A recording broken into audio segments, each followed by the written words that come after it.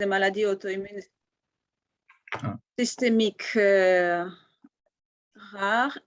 Attendez, j'ai un truc, j'ai compris, ok. Qui englobe deux services, le service des rhumatologies et le service des médecines internes situé à Olévec.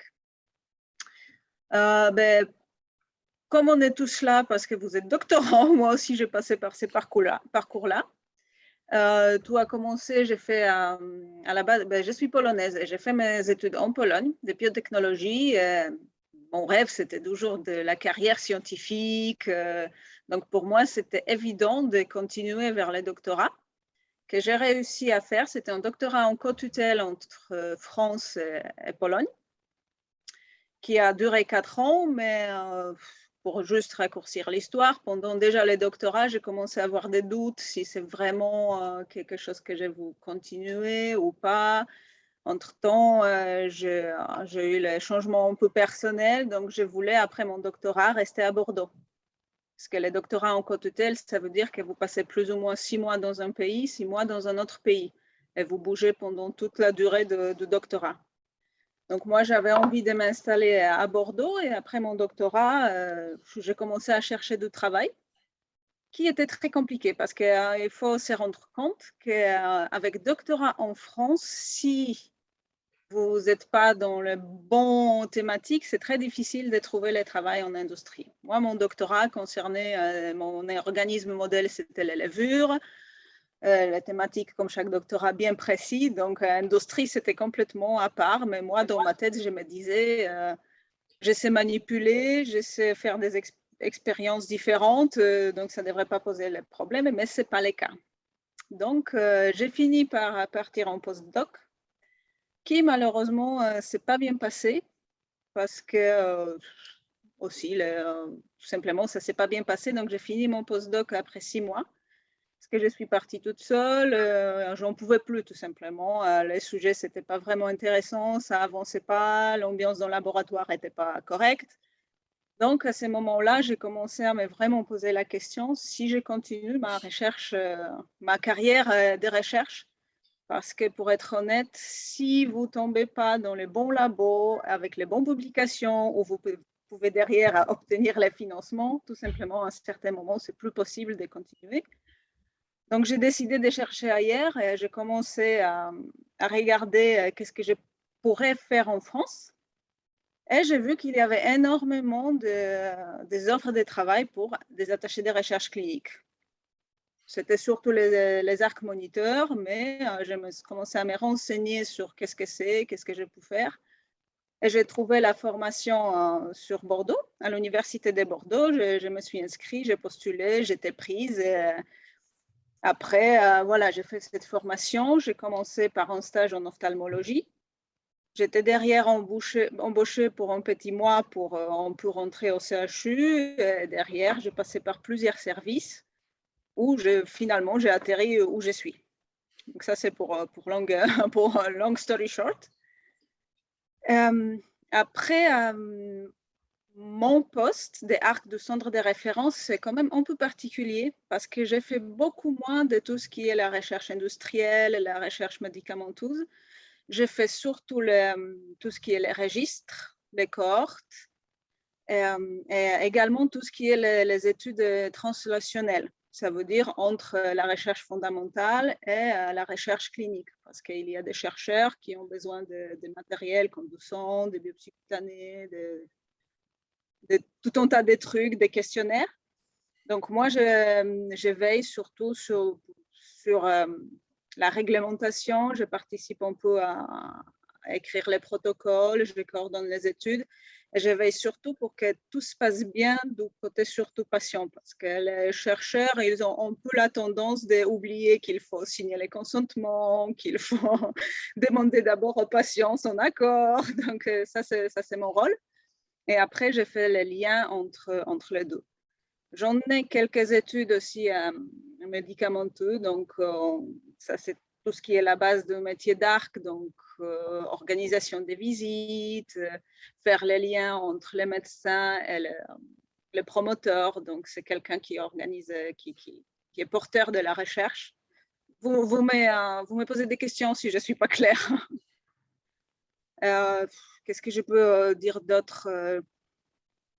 Mais voilà, du coup, ça se passe bien. Donc, c'est assez varié comme travail, surtout dans les centres de référence, parce qu'à part des études, je suis aussi impliquée pour la création d'un outil aussi informatique qui est destiné pour des maladies bien particulières. Dans mon cas, c'est le lupus et la sclérodermie.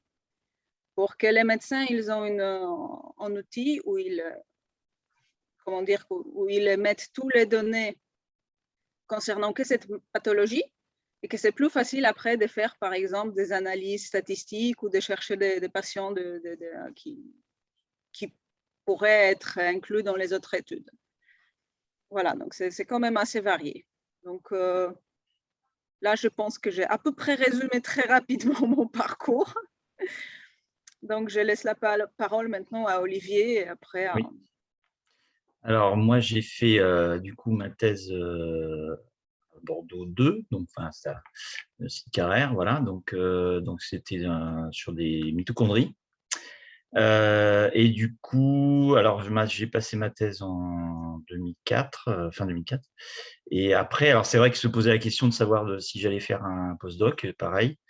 Donc là, j'avais une proposition sur Toulouse, mais bon, du coup, je voyais quand même qu'il y avait des doctorants qui étaient déjà qui avaient fait donc fini leur thèse dans mon service, enfin dans mon labo, et qui du coup partaient à l'étranger pour faire un postdoc, notamment aux États-Unis, et qu'ils avaient du mal après pour candidater pour les concours.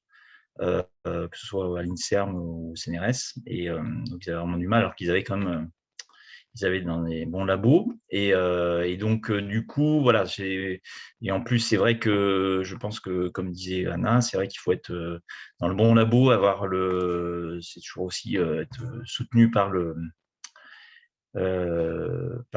directeur de thèse. Il faut quand même qu'il y ait pas mal de relationnel, parce que c'est un peu le réseau, hein, une question de réseau aussi.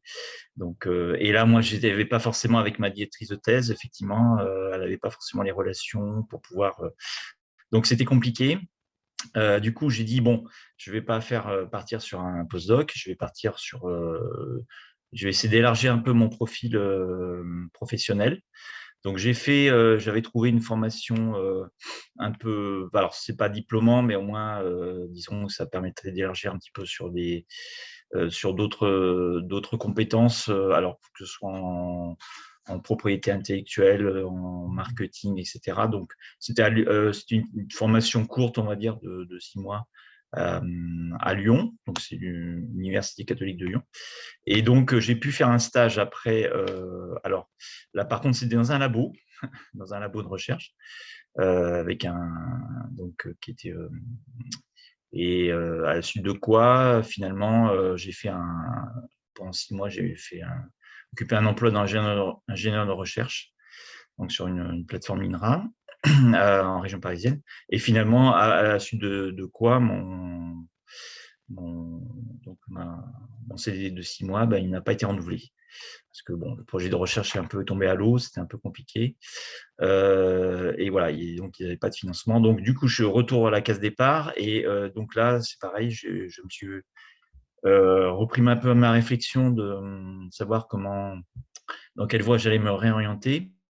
Donc il y avait, et notamment, effectivement, comme je connaissais en fait dans mon ancien labo, il y avait un médecin qui avait un ARC dans son service hospitalier, et que j'ai été voir, et effectivement je me suis renseigné comme ça, et j'ai vu qu'il y avait une formation donc d'ARC à Bordeaux. Donc alors là par contre, moi c'était pas l'université, mais il y avait un organisme privé qui s'appelle l'ISVM, l'Institut supérieur de visiteurs médicaux. Et du coup, eux, ils faisaient une formation qualifiante. Donc, il n'y a pas de diplôme, hein, pour les ARC, hein, il n'y a pas vraiment ça n'existe pas. Mais il y a une formation qui est reconnue par l'hôpital, en tout cas pour le CHU et par le monde professionnel. Et donc, voilà. Donc, j'ai fait cette formation. Donc, il y a eu théorique, on va dire, donc 3-4 mois, je crois. Et après, il y a un stage voilà, en service hospitalier. Donc, j'ai été dans le service de néphrologie, transplantation rénale, donc à l'hôpital Pellegrin. Et donc, à la suite de quoi, j'ai pu être recruté dans le même service. Voilà, donc je suis resté 5 ans là-bas. Donc là, c'est vraiment un poste typique d'arc hospitalier en service clinique, c'est-à-dire suivi des patients, voilà, recueil de données, contrôle qualité des données. Et puis, donc voilà, donc il y avait beaucoup d'études industrielles par des laboratoires pharmaceutiques. Il y avait aussi des études académiques. Et finalement, bon, suite au fait que mon poste, il y avait un défaut de financement temporaire. Alors que j'étais en CDI, du coup, j'ai été obligé de changer de service. Et là, je suis actuellement, donc, depuis 2013, dans le service d'anatomopathologie à l'hôpital de l'Évêque. Voilà, donc, alors là, mon poste est vraiment très, très différent. C'est-à-dire que je ne vois pas de patients. Donc, c'est-à-dire qu'il y a plusieurs, mon activité, il y a plusieurs activités en parallèle. Donc, il y a une activité protocole, recherche clinique proprement parler, c'est-à-dire pour les différents protocoles industriels ou académiques des différents services cliniques. Ils ont besoin de biopsie, notamment de matériel tissulaire. Et du coup, on reçoit des demandes donc, pour fournir des échantillons. Donc moi, je m'occupe effectivement de tout ce qui est déjà étude des faisabilités financières et techniques des projets en amont avant leur démarrage. Au moment je suis chargé donc de superviser effectivement les demandes pour fournir les échantillons au service en temps et en heure. Et puis après, tout ce qui est facturation aussi en aval. Voilà. Et puis, du coup, il y a aussi une activité alors, en parallèle, donc qui est vraiment complètement différente, qui n'est pas vraiment de la recherche clinique, mais qui peut s'en rapprocher. C'est une activité qui est liée à l'Institut national du cancer, qui labellise en fait des cancers des réseaux cancers rares. Donc, c'est plus, on va dire, des réseaux pour améliorer la prise en charge des patients, donc d'un point de vue diagnostic et ou thérapeutique. Donc là, il y a 2 réseaux, lymphome. Alors, il y en a un, c'est purement diagnostic, hein, c'est vraiment pour le diagnostic d'un point de vue anapathe.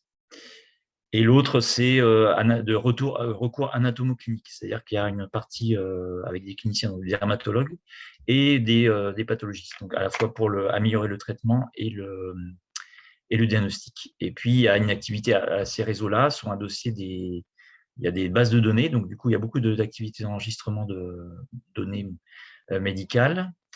Et ces bases de données, en fait, servent à faire des études. Donc, il y a des différentes études sur deux cohortes, justement. Alors, ça peut être notamment sur certains diagnostics rares, par exemple.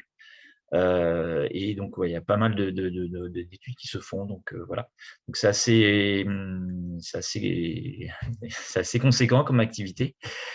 Et du coup, du coup, là, moi, je suis vraiment dans le service de pathologie, mais on est en train de se structurer entre laboratoires parce qu'il y a, sur la thématique du cancer, on est en train de faire un plateau technique en forme d'institut, on va dire, un peu virtuel, c'est-à-dire où il y aura mise en commun, disons, parce qu'on est en train on collabore en fait, donc entre le service de pathologie, le service d'hématologie biologique. Il y a un centre de ressources biologiques aussi, cancer, qui est dédié à la recherche, donc effectivement, qui fait partie de cette structure. Et enfin, il y a le service de biologie des tumeurs, tout ce qui est biologie moléculaire sur les tumeurs, effectivement. Et voilà, donc on est en train de se structurer justement pour faire un portail de recherche unique, pour structurer un peu la recherche un peu sur ce périmètre, sur le cancer.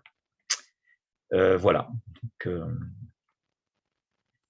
sais pas si j'étais clair. Si vous avez oui, très merci à tous voilà. les deux. C'était très bien. Mais de toute façon, maintenant, on va pouvoir poser nos questions. Voilà. Si quelqu'un a envie de commencer, qu'il mette la caméra, ou s'il est timide, qu'il l'inscrive sur le chat, si jamais problème de caméra ou de son.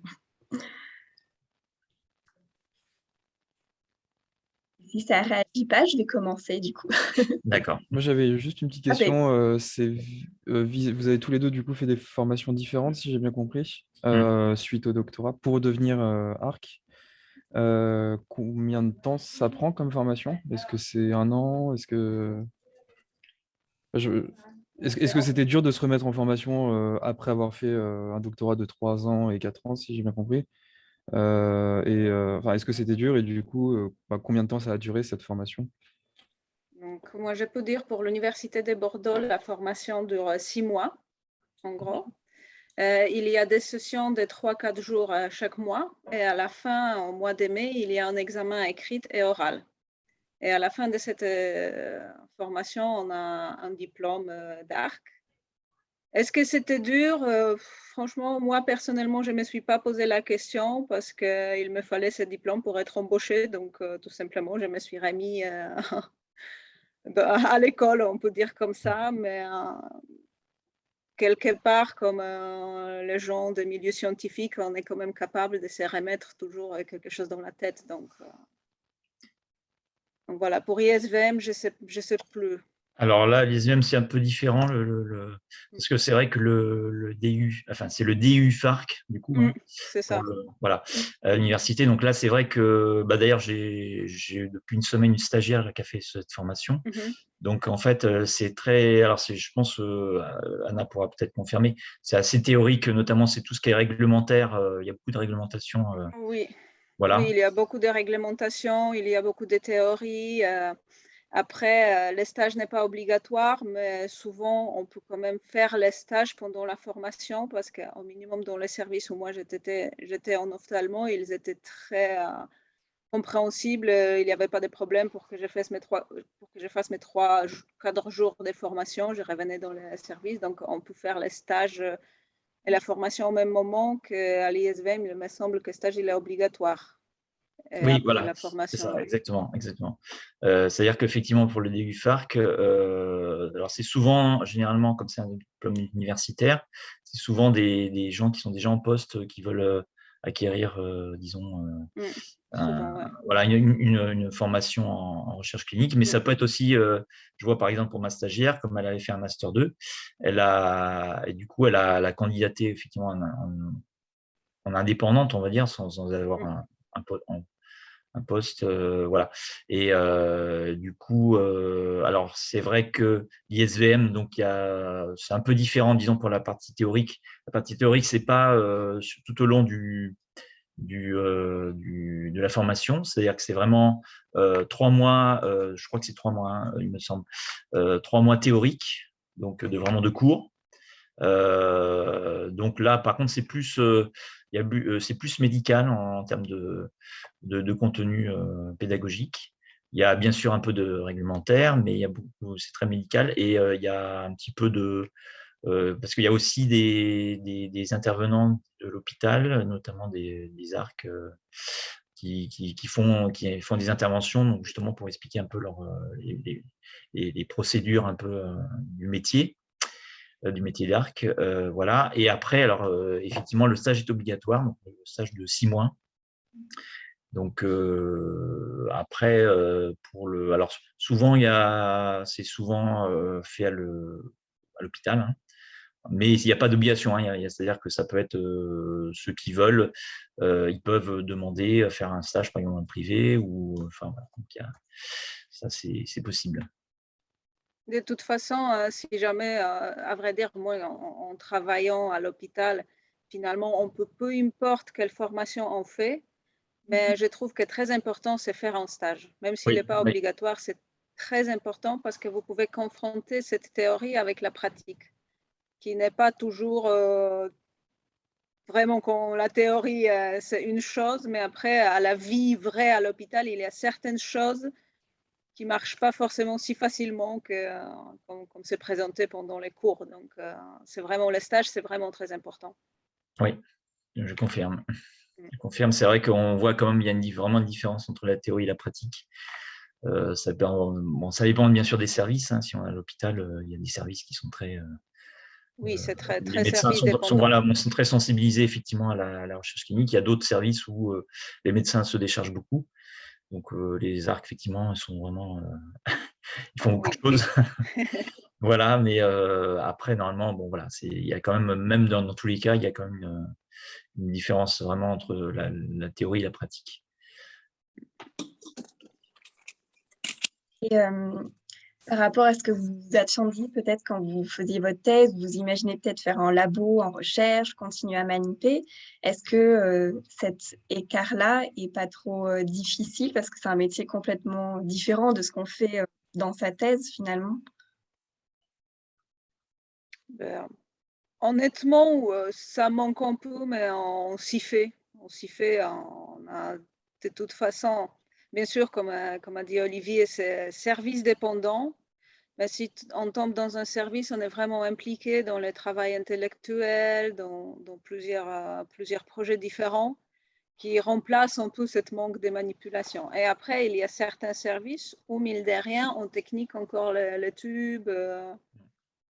C'est pas que centre des ressources biologiques, donc c'est RB qui fait tout. Hein. Non, bah non, c'est ça. Il y a beaucoup de… Donc, ça peut encore arriver de les faire. Après, c'est remplacé, par exemple, parce qu'Olivier, il ne voit pas les patients, mais moi, je vois encore les patients un peu, donc ça remplace un peu… on ne peut pas dire que… Bon, peut-être ça ne remplace pas, mais c'est une autre chose quand même, notre truc qui fait le job il est intéressant parce qu'on rencontre vraiment plein de personnes, on discute avec plein de gens. Et souvent, par exemple, les patients, ils nous racontent leur vie en entier parce qu'on est la seule personne dans le service qui a un peu plus de temps de leur consacrer, même si on ne l'a pas vraiment, mais on leur consacre un peu plus de temps que les médecins ou les infirmières. Oui, c'est vrai que du coup, alors pour rebondir un peu, donc effectivement, il y a beaucoup de rationnel en fait. Hein. C'est vrai que bon, je vois dans mon ancien service où je voyais beaucoup les patients. On a beaucoup d'interactions avec bien sûr les personnels soignants, avec des arcs promoteurs, donc c'est-à-dire des labos d'autres. Enfin, ça peut être ici l'académique, ça peut être d'autres CHU par exemple. Et puis on a des interactions effectivement avec les pôles transversaux, ce qu'on appelle les pôles transversaux, c'est-à-dire par exemple si les patients doivent faire des examens d'imagerie avec le service de radiologie ou avec moi comme je suis dans le pôle de biologie, voilà, donc c'est pareil, il peut y avoir aussi avec la pharmacie, donc il y a pas mal d'interactions et voilà, donc il y a quand même pas mal de relationnel. Après, c'est vrai que sur l'aspect intellectuel, je suis d'accord que… Alors, il ne faut pas être se leurrer, hein, c'est que c'est beaucoup moins… C'est pas comme dans un travail de thèse où on a effectivement fait vraiment un travail, disons, intellectuel assez poussé. Voilà, il y a beaucoup moins, parce que le protocole est déjà… Peut-être Anna qui participe effectivement… qui peut participer à la rédaction de protocole, mais c'est vrai que là, le travail intellectuel est quand même moins poussé. Mais par contre, c'est quand même intéressant parce qu'il y a beaucoup d'études différentes en fait. Voilà, on peut participer effectivement à plein d'études. Et quand on se spécialise dans un domaine, dans un service, on voit quand même une évolution. Il y a plein de propositions d'études, donc c'est différent. Voilà, on compense effectivement par du relationnel ou par des interactions. Voilà. Et après, par organisation aussi. Par une organisation, exactement, pour que ce soit pour le suivi des patients, voilà. Oui, parce que des fois, c'est un casse-tête pour tout organiser. Si on a 5 examens à organiser les mêmes jours, il faut tout bien organiser, les transports, les visites, la prise de sang. Et à l'hôpital, des fois, c'est compliqué, donc il faut courir un peu partout. Donc ça, c'est quand même un challenge des fois d'organiser. Oui, parce que notre rôle, c'est veiller surtout pour que il y a toutes les données que le promoteur il a demandé pour la visite, qu'on les a quand on les récupère. Des fois, ce n'est pas possible, mais notre rôle, c'est de veiller quand même pour avoir toutes les analyses sanguines qu'il faut, tous les examens qu'il faut, tous les questionnaires que le patient doit remplir, qu'elles sont bien remplis par les patients. voilà, et après, il faut tout saisir dans une base de données. Après, il y a un ARC moniteur qui viendra vérifier si on ne s'est pas trompé en tapant 5 au lieu de 2. Ouais, voilà. Voilà, c'est ça. Ou des fois, les autres choses qu'on ne voit pas. Ou, voilà, que c'est surtout que les patients, il a signé les consentements, ça c'est important. Donc, ça quand même remplace un peu ce travail intellectuel sur la paillasse. Comme ça. Attendez, hop. Et ça, c'est la sonnerie que vous entendez partout à Ouais, l'hôpital. ça n'a pas arrêté de sonner aujourd'hui.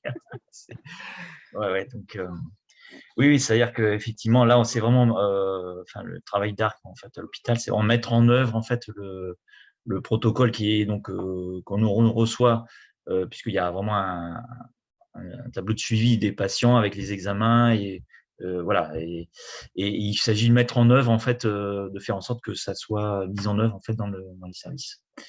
Donc, c'est-à-dire qu'effectivement, organiser les rendez-vous des patients ou savoir éventuellement les calquer sur ceux qui sont déjà prévus, par exemple pour les consultations. Et puis après, effectivement, suivre tout l'aspect réglementaire de l'étude, parce qu'il y a beaucoup de réglementaires. Hein, c'est vrai que voilà, la recherche clinique, c'est vraiment très, très réglementaire.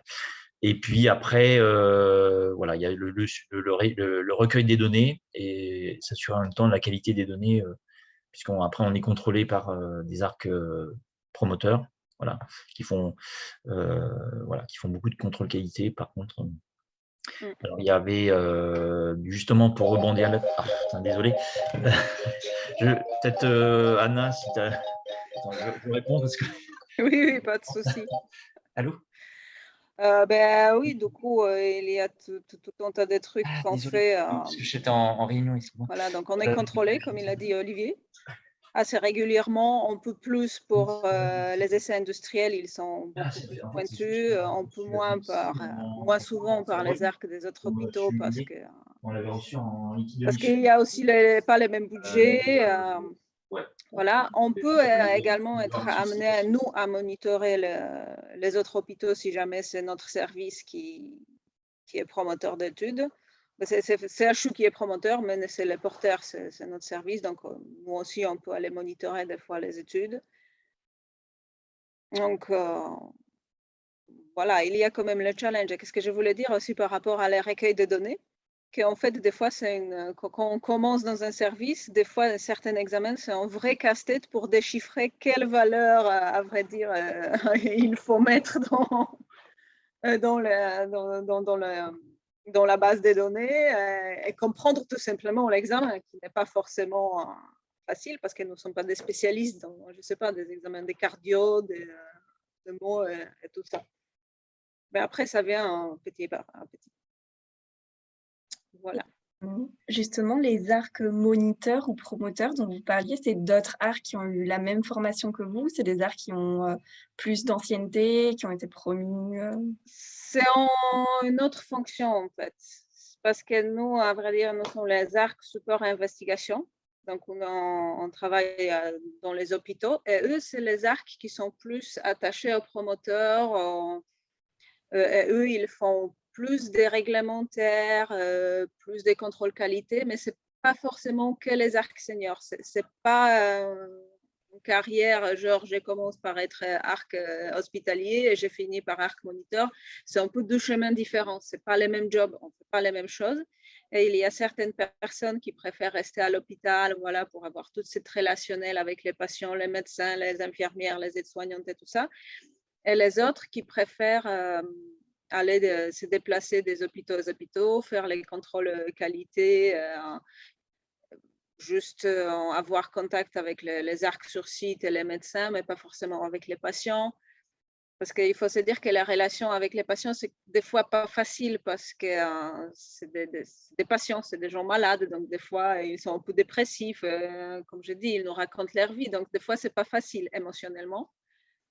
En fonction des pathologies, et effectivement, les ARC moniteurs, c'est un job complètement différent qui est quand même dans les métiers, mais c'est pas forcément, on peut commencer ARC et être qu'ARC moniteur et jamais ARC soutien à l'investigation.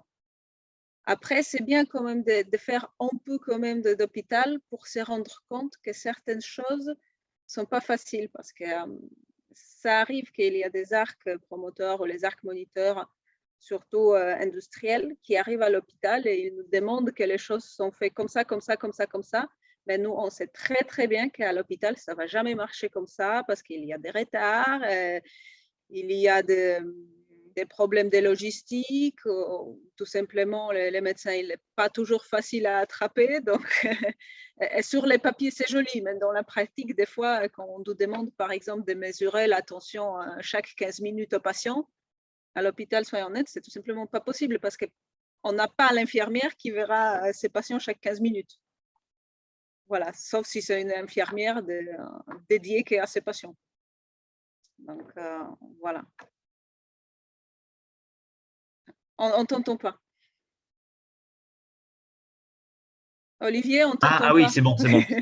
J'avais dû couper Oui. le micro, oui.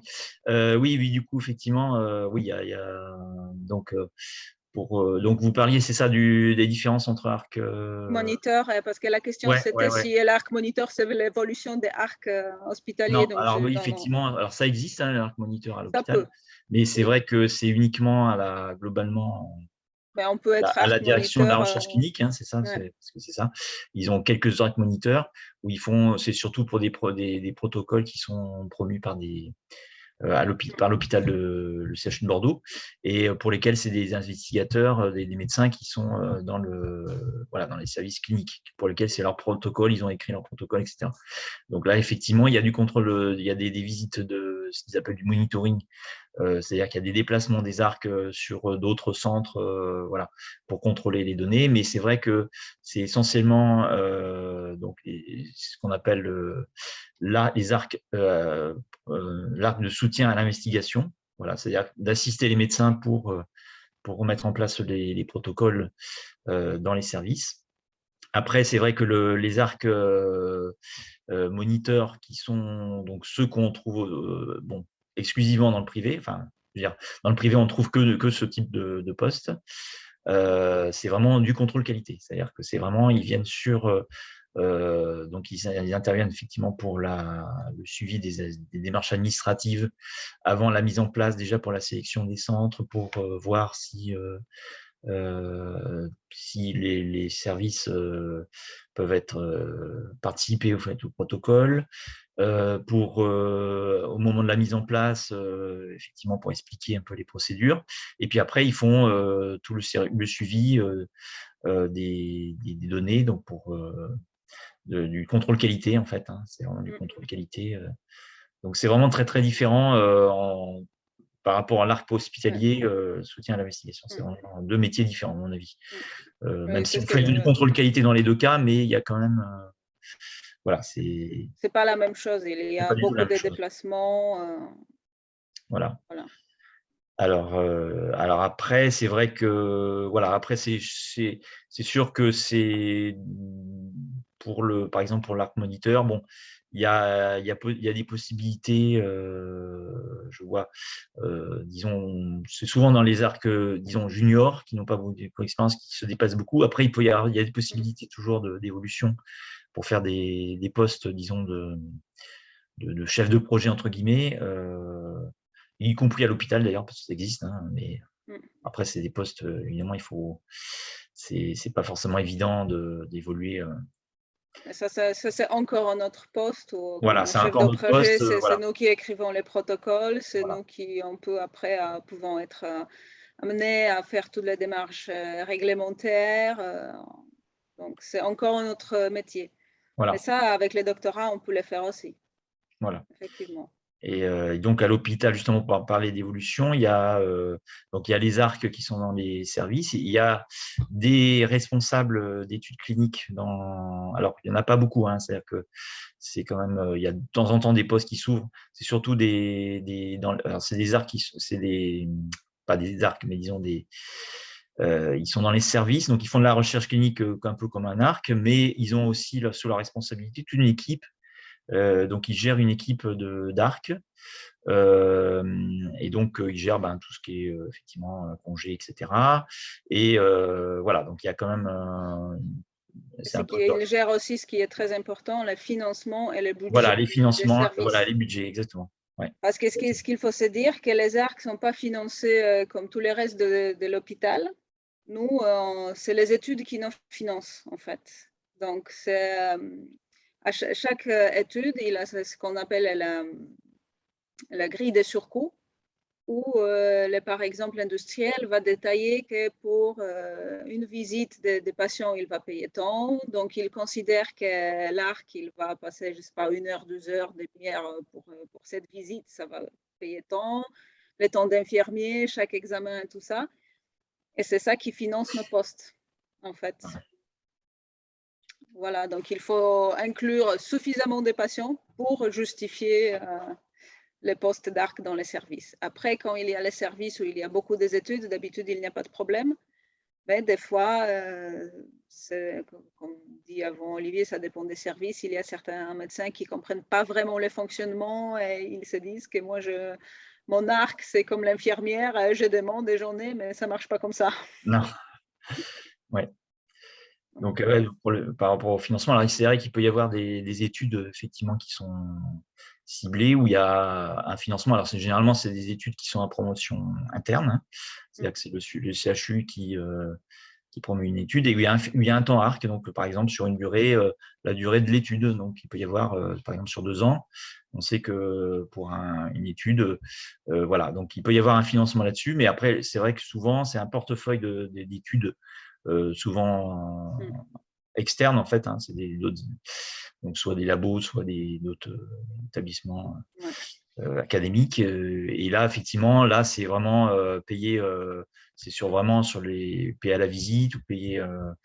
Et voilà, et on peut avoir, alors il peut y avoir du temps, par exemple, du temps prévu en surcoût, du temps ARC, mais il y a aussi possibilité souvent, comme il y a des honoraires ce qu'on appelle les honoraires investigateurs, c'est-à-dire vraiment des honoraires pour les médecins. Et il y a des médecins qui acceptent effectivement de financer, que une partie de leurs honoraires finance aussi du temps ARC. C'est-à-dire que sans les ARC, souvent, c'est compliqué, disons, de recruter les patients ou du moins de faire le suivi. Donc, il y a des médecins qui comprennent quand même qu'ils ont intérêt à participer financièrement aussi voilà, pour les postes. Mais il y a de plus en plus de médecins, surtout les médecins qui sont quand même assez jeunes, qui se rendent compte que sans ARC, la recherche clinique, c'est quand même un peu compliqué parce qu'il y a trop de paperasse, parce que nous, on veille sur tout ce qui est, je sais pas, les signatures que le médecin doit faire, les contacts entre médecins et les promoteurs, c'est un peu nous aussi. Donc, c'est vraiment, on a un gros soulagement, surtout sur cette partie administrative que ça les énerve parce qu'ils ont de toute façon déjà beaucoup sur leur tête.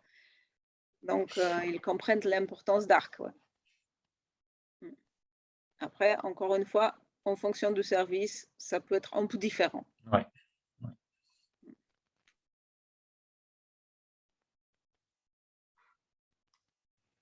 Est-ce que quelqu'un a une autre question? Moi, j'en ai une autre, du coup, par rapport à la difficulté d'obtenir un poste fixe, un CDI. Je ne sais pas, du coup, si c'est financé par les études. Est-ce que, du coup, on est le temps d'une étude, on est sûr d'être payé, mais après, est-ce qu'on est, du coup, on se retrouve peut-être sans rien? Est-ce que c'est compliqué tout ça? C'est tout à fait ça, qu'en fait, pour obtenir un CDI à l'hôpital, actuellement, il faut travailler au minimum 3 ans. Et pour demander notre CDI, je dis au minimum parce que c'est pas forcément, c'est plus c'est pas 5 ans, on va automatique. dire, parce que moi, quand j'ai été spécialisé, effectivement, il fallait au moins 5 ans. 5 ans ou 6 ans, oui, mais ça c'est ça. changeait, Voilà. je ne sais Parce que pas d'où. normalement, au bout de 6 ans, normalement, un CDD, c'est la durée légale. Et donc, normalement, au bout de 5 ans, ils disent que effectivement, il y a. Alors, il faut que, c'est pareil, il faut qu'il y ait un financement. Si dans le poste qu'on est, effectivement, il y a possibilité de financement, effectivement, on peut passer passer en CDI. Ouais. Il faut surtout passer ces évaluations annuelles, Voilà. entretien d'évaluation. C'est aussi une chose très importante, il faut être dans le service qui va justifier qu'il peut financer notre poste Oui. aussi. Parce que si le service dit il veut nous recruter en CDI, mais ils n'ont pas le financement, malheureusement, ça ne marchera pas. Après, ça ne veut pas dire qu'au bout des 3 ans, on vous dit merci, au revoir. Non, si vous trouvez un autre service qui peut vous financer, vous changez le service, ou peut-être au dernier moment, le service trouve le financement. Donc, ça peut être prolongé quand même plus. Mais ce n'est pas évident d'être en CDI. Non. Voilà. Voilà. Après, c'est vrai qu'il y a beaucoup de… Alors, je vois même en CDI, de toute façon, on peut t'amener à changer de service parce que Oui. je vois pour mon cas personnel, j'ai été en CDI dans mon ancien service et eh bien, au bout de, je ne sais plus, 1 ou 2 ans, du coup, il n'y avait plus assez de financement. Donc, j'étais obligé… Alors, normalement, ils sont obligés de proposer un autre poste. C'est-à-dire qu'ils privilégient le reclassement en fait, des personnes qui arrivent en fin de contrat, que ce soit en CDD ou en CDI. Ils privilégient le reclassement avant de diffuser les offres à l'extérieur. Voilà, donc normalement, il y a, quand on est en CDI, on a plusieurs propositions, on peut avoir plusieurs propositions selon les offres du moment, c'est toujours pareil, voilà, de reclassement. Bon, par contre, c'est vrai que si on est en CDI, on n'a pas trop intérêt à refuser toutes les propositions parce que là, sinon, bon, voilà. Mais en étant à l'intérieur, je voulais juste dire qu'en étant à l'intérieur de l'hôpital, on a accès à ces offres en interne voilà. qui apparaissent pas forcément en externe de suite.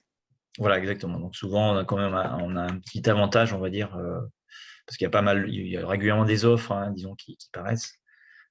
Soit des services des personnes qui quittent le CHU, ça arrive, soit des nouveaux postes, parce qu'il y a quand même aussi on voit que l'activité augmente et donc il y a de nouvelles études qui arrivent, et donc ils ont besoin de recruter, donc il y a quand même régulièrement des offres en interne qui sont diffusées par notre direction.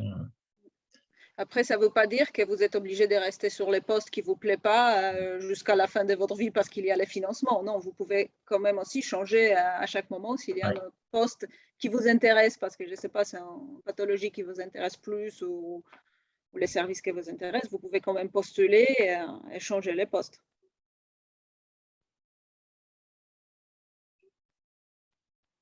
Ou aussi, des fois, il y a les postes pour les arcs moniteurs Voilà.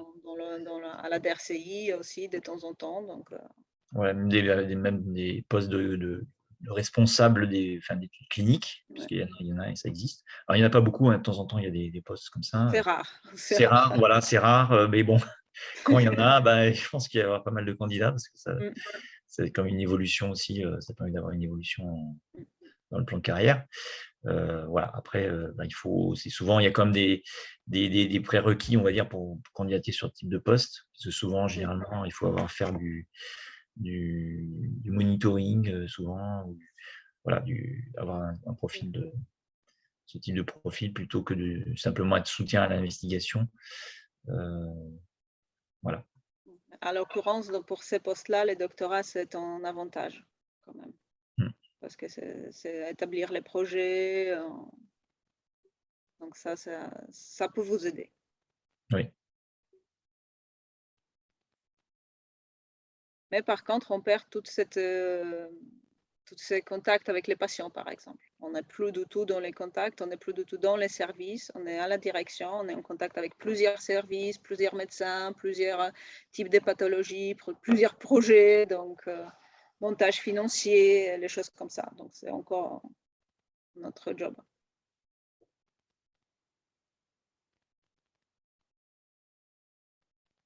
Moi, j'avais une question. C'est pas forcément ce que vous recherchiez personnellement, mais si un ARC veut bouger dans une autre ville pour suivre un conjoint, par exemple, ou quoi, est-ce que c'est facile de trouver dans une autre ville un autre boulot d'ARC? Enfin, est-ce que vous connaissez des gens qui ont switché de ville comme ça et qui ont réussi à retrouver derrière? Alors, par exemple, ça existe. Alors, bien sûr, il y a beaucoup. c'est surtout, disons, voilà, c'est très développé dans les CHU. Hein. C'est sûr que, par exemple, si on demande à Toulouse, au CHU de Toulouse, il y a beaucoup de recherche qui se fait. Après, ça existe, ça se développe de plus en plus. Alors, sur par exemple, des hôpitaux périphériques, type par exemple l'hôpital de Pau, ou même à Libourne. Je vois, il y a à Libourne, il y a même des arcs. Libourne, Dax, normalement. Dax, il y en a aussi. voilà, c'est ça. À Bayonne, là, dernièrement, il y a une marque de bagnole. Donc, il y a des possibilités. Après, c'est vrai que, pardon, il faut, voilà, c'est pas forcément, il n'y a pas forcément pléthore d'offres dans ces CHU, ces CH, disons, périphériques. Ouais. Mais je pense que, par exemple, moins dans les grandes villes, dans les CHU, il y a quand même d'avoir pas mal d'offres. Donc après, normalement, ils le diffusent souvent. Alors, je ne sais pas si c'est sur le LEM, c'est-à-dire c'est Il me semble que sur le LEM, oui, il diffuse. Ouais, le LEM, c'est-à-dire c'est le syndicat des labos pharmaceutiques. Après, il peut y avoir sur d'autres sites d'offres d'emploi. En général, souvent, ils diffusent. Après, rien ne vous empêche de faire une candidature spontanée à la DRCI des CHU d'intérêt, parce que des fois, ils ont des offres en interne où ils vont envoyer votre candidature parce que les CV va plaire et vous serez invité à l'entretien. Ça peut arriver. Après, est-ce qu'il y a beaucoup de bougements entre les hôpitaux? Ça, franchement, j'ai connu une personne qui est venue de Lyon, qui est venue de Lyon pour travailler à Bordeaux, mais après, elle a rebougé encore, donc c'est possible en fait. Après, tout ce qui est les arcs promoteurs, c'est souvent Paris quand même. Oui, c'est Paris. C'est Paris. Et là, en plus, c'est vrai que, voilà, en général, c'est pour le Paris. Alors, ça existe aussi des arcs délocalisés en région. Mais là, en général, il faut quand même avoir une certaine expérience. Ouais.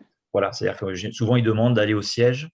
Parce que là, en fait, on n'a pas expliqué, je sais pas si, c'est-à-dire que dans l'industrie pharmaceutique, il y a généralement, il y a relativement peu d'arcs qui travaillent directement pour les laboratoires.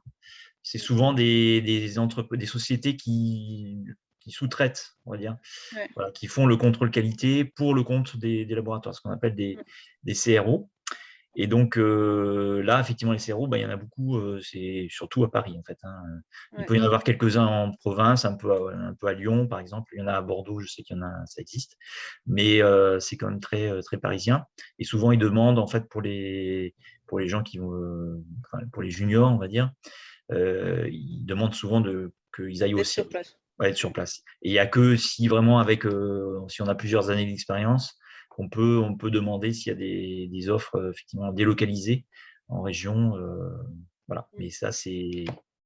Et il faut dire aussi qu'il y a les CRO à l'étranger qui font travailler avec la France. Donc ça, c'est aussi une possibilité, mais ça veut dire que souvent, il faut bouger dans un autre pays. Oui. Irlande, par exemple. Ça existe aussi. Parce qu'ils ont besoin de communicants en français pour la France, en fait. Oui. Mais le siège, il est ailleurs, dans un autre pays. Voilà. Après, c'est vrai que pour les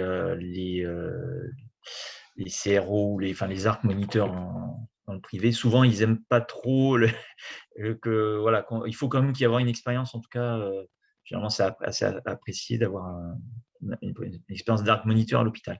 Parce que souvent, ils disent ARC hospitalier. Bon, pour eux, c'est pas vraiment, ça correspond pas vraiment à leur métier. Enfin, c'est pas tout à fait pareil.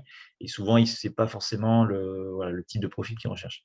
Si on a une expérience dans le monitoring, si on a dans un service qui fait beaucoup de recherche clinique, où il y a des études, là, peut-être, effectivement, on peut avoir une chance. Si on veut bouger dans le privé, par exemple, parce qu'il y a souvent il peut y avoir des mouvements, souvent, il y a beaucoup d'arcs qui partent dans le privé, parce que, bon, forcément, la rémunération est oui. Plus intéressante. Ouais, plus intéressante, exactement.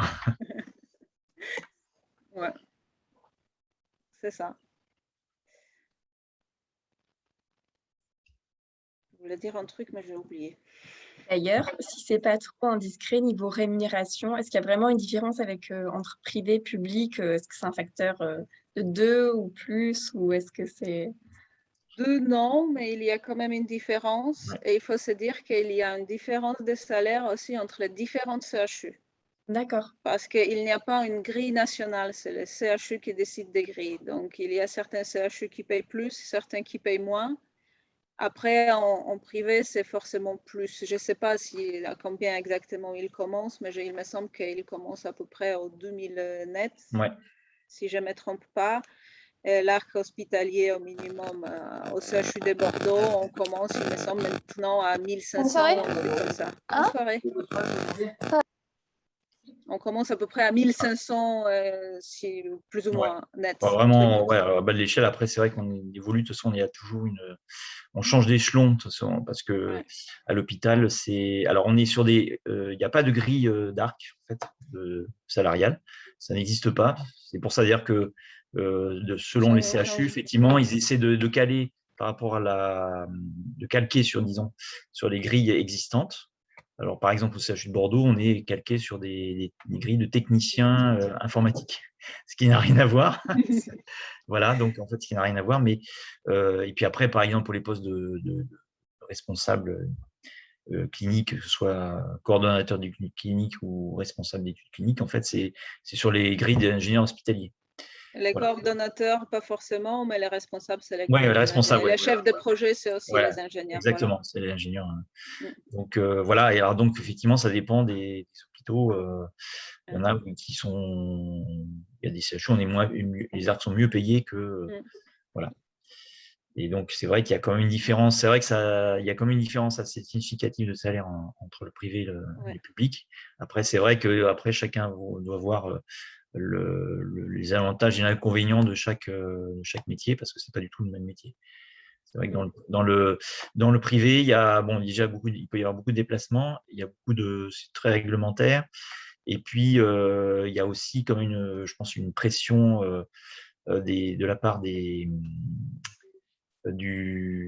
la boîte, voilà, dans laquelle elle travaille, effectivement pour rendre que ce soit les rapports de monitoring, voilà, du compte rendu dans les temps. Donc, il y a quand même une pression qui est différente. Donc, il y a aussi une pression à l'hôpital, selon. Oui, parce que qui est différente, il faut se dire qu'on travaille quand même plus qu'on devrait, parce qu'on a toujours trop de travail, il y a toujours quelque chose à faire. Après, c'est différentes relations. On a la pression, mais peut-être pas autant. Après, il y a des deadlines qu'on va vraiment se mettre à fond toute la journée, et des fois, il y a les jours qu'on est un peu plus calme, donc c'est différent. Donc, chacun doit se poser la question, qu'est-ce qu'il est le plus important pour vous? Est-ce que vous voulez se déplacer beaucoup, avoir beaucoup de pression et gagner plus de sous? Ou vous préférez un peu de tranquillité, être sur place, ne pas forcément bouger à part les vacances? Oui. C'est personnel, donc. Voilà. Merci. Est-ce que quelqu'un a une question encore ou c'est bon? J'ai pas l'impression qu'il y ait d'autres questions. Après, merci. Oui, pardon. Juste que si jamais il y a une autre question qui vous tombe dans la tête plus tard, vous pouvez envoyer à Laure et elle va nous transmettre. De ma part, je vais essayer de répondre. D'accord, ça marche. Pour toute information. Oui, c'est ça. Merci beaucoup. Voilà. Et merci à vous. Beaucoup. Merci. Bonne fin de journée et puis voilà, peut-être à une prochaine fois sous d'autres questions. Voilà. Bonne soirée à tout le monde. Bonne soirée. Merci pour Merci. l'invitation et peut-être à bientôt. Peut-être à bientôt. Au revoir, bonne continuation.